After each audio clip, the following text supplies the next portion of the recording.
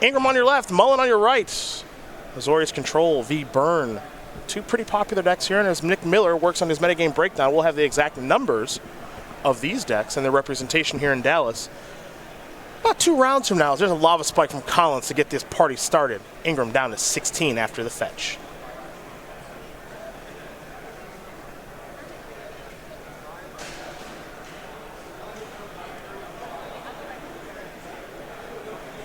For Peter now, he'll play an island and simply pass the turn back over to Collins.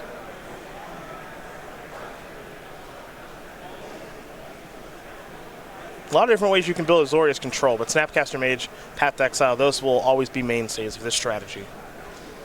There's a mountain off of the Scalding Tarn. Monastery Swift Spear was the play before the fetch. And now here comes a spell in Lava Spike. Spike, there will be an opt-in response. Draw a card, will Ingram. Picked up a Mana Leak. Path to Exile is going to take care of the Swift Spear. So another mountain here from Mullen. So we head back over to Ingram. Small thing here from Mullen, but I really prefer just fetching out all of your Sacred Foundries as the first order of business. You can, and the game goes on for a long time, you get paths so much that keeping all the mountains in the deck is relevant. And there are spots where it does matter. It can feel like, well, what am I going to do with all this extra mana? But trying to resolve multiple spells, trying to play around Mana Leaks and Spell Pierces, all the mana adds up. So. And it's not like your life total matters very much. That was the other point I was going to make. You beat me to it. Your life total in this matchup doesn't really matter all that much. And in some aspects of things, you actually want your life total to be a little bit low in case of timely reinforcements. So here's a Boros Charm in response to the Vendilion Click. And you're going to see a Skewer the Critics, a Fiery Islet, and an Eidolon of the Great Revel.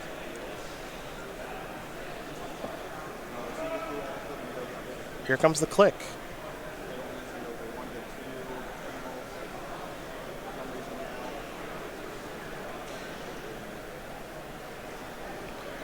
I think Ingram, this is the issue. Ingram really wants to play the Hallowed Fountain this turn to be efficient, but it gives him some signal here that he doesn't have Cryptic Command, so give it a moment there. It'll be a Snapcaster Mage in response to the Eidolon. It'll be targeting Path to Exile, most likely. Could be Opt, though, but I think we would have seen an Opt in response.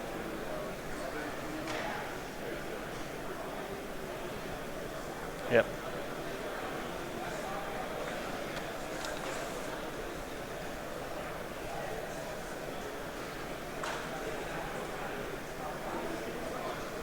And now, we will see Mullen sacrifice a fetch land. This is a Searing Blade. Ooh, that's pretty good. Huge draw.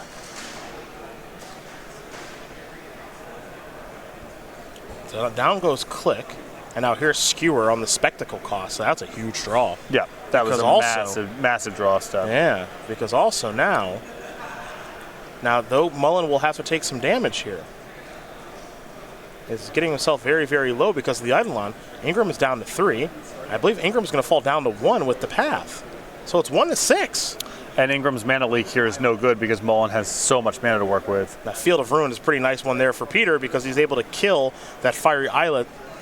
That was looking to be a pretty good draw there for Colin. Yeah, gotta cut out extra draws here. Mullen's going to fall down to 4. Interesting. This is a matchup where the life total definitely mattered. Well, that's a Lava Spike.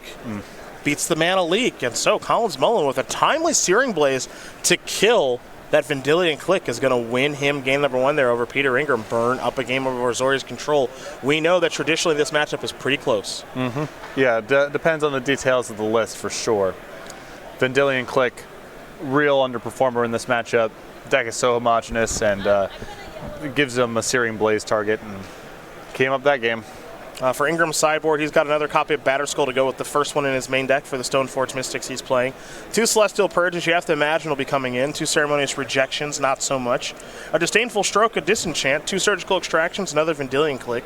2 Gideon Ally, Zendikar, a Supreme Verdict. I don't think he's going to want those 4 mana spells, but the 2 Timely Reinforcements, those will come in. So I think we'll see 2 Timelies, a Batterskull, and 2 Purges on their way in. Well, yeah, I mean, the Batterskull for sure, if you're going to keep the Stoneforge Mystics in the deck, that's the high value target. And yeah, the Purges and Timely Reinforcements really shapes the entire game. I mean, Mullins is very likely to spend a lot of energy either trying to play around it or saying, I can't beat it in this spot, I'm just going to concede if he has it. But it shapes the whole game. So that gives you an idea of exactly what Ingram is working with, as Collins is going to do a little bit more sideboarding here. He's a huge proponent of burn as a strategy in Modern, both during Hogak Summer and right now. And it looks like things are going pretty well for him in his sideboard. We got a couple of different options. I see 4 Core Firewalkers, a Deflecting Palm, 3 Path to Exile, 3 Skullcrack, 3 Smash to Smithereens, and 1 card that actually is going to be pretty good here, I think, an Exquisite Firecraft. Yeah, the Exquisite Firecraft and the 3 copies of Skullcrack come in, probably replacing the Searing effects, though it's complicated now with Stoneforge Mystic. Maybe they're supposed to stay in. And I don't think I would want all 3 copies of Smash to Smithereens, but I would try to get 1 or 2 in there. Yeah, it's tough. The sideboarding against Azorius Control has actually gotten pretty difficult. If you're supposed to leave in Searing Blaze or not is a very real question. It was a game winner right there. Right. And now because these decks do have Stoneforge Mystic, or at least most of them do, not all the Azorius Control decks do, you probably want to leave it in. And then how many Smash to Smithereens are you supposed to board in when you know your opponent probably has Batterskull? Yeah, on the draw, I'm a proponent of just cutting Goblin Guide against them, so you can make room that way. Peter on a mulligan to 6. He's found a copy of Timely Reinforcements. Hollowed Fountain under the battlefield tap to get game number 2 underway. Inspiring Vantage showing a Goblin Guide, which is revealing a Celestial Purge. Going to bring Ingram down to 18. So now if you're Collins, you really don't want to attack with this Goblin Guide. Now you got 2 of them. There's a Sunbaked Canyon. You got another creature? Well, that's a lot of Goblin Guides. Here they all come. Bunch of triggers. Opt, Purge. So Opt is the draw. Timely Reinforcements is going to catch Ingram right back up. Up to 20. And 3 tokens. It's a hard one to beat. It certainly can be. Well, there's the 4th Goblin Guide. Trigger. Stoneforge Mystic is the reveal. There's a triple block. 2 Goblin Guides will get through. We'll pass it back over to Ingram. Ingram going to play a Stoneforge Mystic after deploying a Field of Ruin. Get himself a Batterskull, I believe. Pass that turn back. This is a Lightning Bolt on Stoneforge. Ingram will pass it over to Mullen. Mullen will continue untapping. He'll play a Swift Spear. Plenty of creatures in this draw. Looks like Swift Spear is going to resolve. You see, we're into the early stages of the mid-game here, and Peter Arena is at 16 life as there's an Opt. He'll keep that card. Here come the beatdowns. Trigger, draw planes, trigger, draw delta. Pretty good exchange there for Ingram. Yeah, does he want to block or not? These guys have been really cooperative for Mullen so far. Yeah. Ingram deserves a land or 2 at this point. Perhaps that's true. He's owed 1. He'll chump block the Goblin Guide, fall down to 13. Here's an Opt from Ingram. That top card will stay the top card. Now Peter will draw once again. He can deploy the Batterskull if he'd like. It looks like he's going to wait and play a Snapcaster Mage and another Timely Reinforcements up to 19. That's a lot to beat. Right. If you tap out for the Batterskull there, you are just winding up into a Smash Smithereens. You're dead on the spot if it's there. This way, kind of doesn't matter what is in Mullen's hand. Goblin Guides, plural, reveal multiple lands. Now there is a Searing Blaze. Just for 1, though, not for 3. The double block on the Goblin Guide will take care of that. And now here comes the Batterskull with Spell Snare Protection, a card I know you feel is going to be pretty good in this format moving forward. Yeah, it's just slowed down a lot of Stoneforge Mystics, and this is also justifies Ingram's line from the previous turn. Now he has Spell Snare for Smash to Smithereens as well. This one's about done. Batterskull is back to being a relevant Magic card here in this Modern format thanks to Stoneforge Mystics unbanning. And it's going to start to take over this game, I'm sure. There's a land for the turn. Batterskull will attack. There's a double block. Here's a Skullcrack. Well, I'm thinking about countering this one. I mean, there's a million different ways you can blow out Mullen here. Path to Exile will work just fine, I think. Yeah, Mullen trying to make some effort to do something about the germ. And Path to Exile blows up the double block. Spell Snare stops the Skullcrack from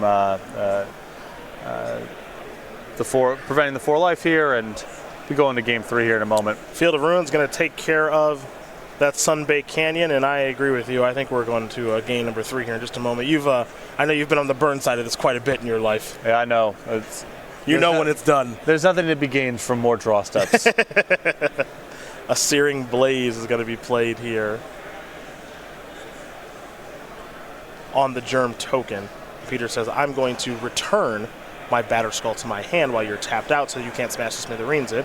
Eidolon, the Great Revel, will come down. Batterskull will come down once again with the ability to return it. Eidolon can't really compete with that, nor does it trigger on a 5-mana spell. There's a Rift Bolt on suspend. We'll head back Peter's way. Peter is going to play an Opt. He'll have to take 2 to do it. And Collins remembers the trigger from the Eidolon. So Peter puts the top card to the bottom, new card coming. It's a Skullcrack on the upkeep. Mana Leak's going to take care of that, and Batterskull should run away with this thing now if it wasn't going to before. There's the hit for 4. Collins should be falling down to 7. Peter up to 17. And now Rift Bolt will come off suspend. Collins will fall down to 5. Peter will go down to 14. Oh yeah, feeling frisky Eidolon, huh? I don't think so. Yeah. He will concede the game. So Peter Ingram's going to tie things up here over Collins. Mullen, Azorius Control, and Burn will head to a third and final one. And this feels about right for me. I do think this matchup is pretty close. It really does depend on what both players are bringing to the table after sideboard, and they both got some goodies, but this has traditionally been a close one. Yep, I mean, Ingram had a pretty solid opening hand there with early land drops and then timely reinforcements. And even Mullen's having a draw that explosive with that many copies of Goblin Guide wasn't able to be timely, and then the second copy of Timely Reinforcements. So these players will shuffle up and get ready here for game number 3. Do keep in mind as well, Ryan Overturf and Todd Anderson will be joining you for the next couple of rounds, rounds 11 and 12. Nick Miller's working on our metagame breakdown. We've typed up all the day 2 deck lists. Those will be published after round number 15. We make a cut to the top 8. And we got a crown champion here. Oh, yeah. $5,000. Whole bunch of SCG points. Invites to our Season 2 Invitational at SCGCon Winter later this year. So we got a lot to do here in day number 2 of competition. We want to thank you guys for joining us, and we want to thank our friends over at Cardboard Live for helping us out and publishing those deck lists live for you guys to see. And I guess I don't want to forget, too, that we've got a Peter Ingram deck tech with Azorius Control at the conclusion of this match, just how we drew it up, as Monastery Swiftspear is going to come into the red zone to start game number 3. It's another Swiftspear off Sunbaked Canyon. Does Ingram have a Path to Exile that he wants to play?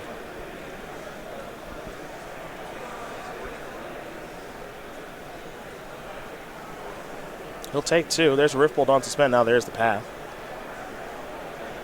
A Mountain there for Collins. Now there's an Island there for Peter.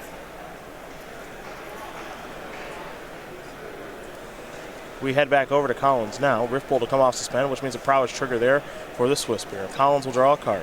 He'll come in for 2.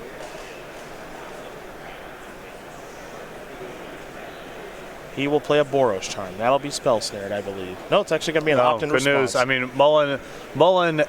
If Ingram here, I would want to dial up the Lightning Bolt here, I think. Get as much as you can right now. Yeah, he's going to do that. Get as much as possible. You can't even represent Skullcrack in this spot anymore. So if he has Timely, it's going to just wind up and hit you. That's okay. He doesn't have all that many copies, and he got to have it right now. Well, as you can see with Ingram at 3, he does not appear to have it. Here's Snapcaster Mage and an Opt, so he's tapping out. Mullen, does he have a burn spell? That's a Lava Spike. That is going to do it just that easy. Collins, Mullen, going to take care of Peter Ingram.